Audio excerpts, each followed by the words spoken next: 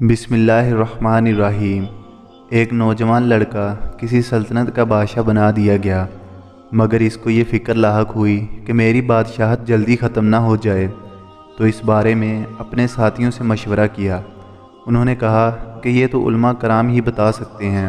یہ سن کر بادشاہ نے اپنی سلطنت کے تمام علماء کو بلوایا اور کہا کہ آپ لوگ میرے پاس رہیں، جو بات اطاعت الہی کی ہو اس کا مجھ کو حکم دیں، اور جو بات نافرمانی کی ہو اس سے مجھے باز رکھیں۔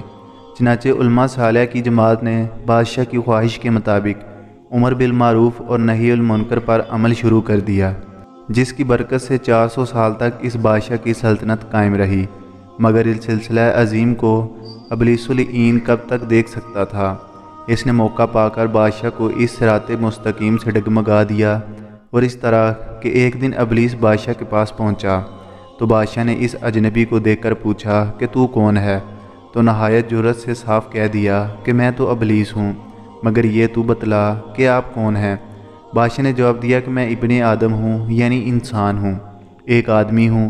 بادشاہ کی اس جواب پر ہی ابلیس نے اس پر پھندا ڈال دیا اور کہنے لگا، اگر آپ آدمی یعنی اولاد و آدم ہوتے تو اب تک تم بھی مر چکے ہوتے، تو تم قابل تعریف ہو، بلکہ قابل پرستش معبود ہو۔ لوگوں کو اپنی عبادت کی طرف دعوت دو۔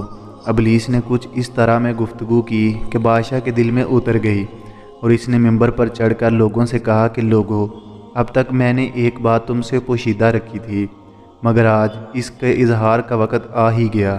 تمہیں معلوم ہے کہ میں 400 سال سے تم پر حکومت کر رہا ہوں۔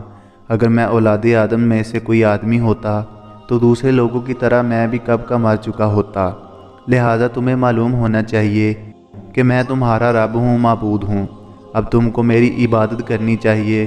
بادشاہ کے اس اعلان کے بعد، جس میں علم کھلا شرک تھا، اللہ تعالیٰ نے اس زمانے کے نبی کے پاس وحی بھیجی کہ اس بے ادب بادشاہ کو اطلاع کر دو کہ جب تک وہ راہ راست پر قائم رہا، میری بے ادبی نہیں کی، میرا فرما بردار رہا، میں نے اس کی سلطنت کو قائم اور ثابت رکھا، مگر اب جب کہ وہ کھلا کھلا گمراہ ہو چکا ہے، بے ادب بن چکا ہے، کہ قسم ہے مجھے اپنی عزت و جلال کی، میں اس بے ادب و گستاخ کو ختم کر دوں گا۔ بس پھر کیا ہوا؟ بخت نصر نے اس بادشاہ پر حملہ کر کے اس کو قتل کیا اور 70 کشتیاں سونے کی بھر کر لے گیا۔ اس طرح خدا کے اس نافرمان اور بے ادب کی بادشاہت اور خود ساختہ خدائی سب خاک میں مل گئی۔ سبحان اللہ۔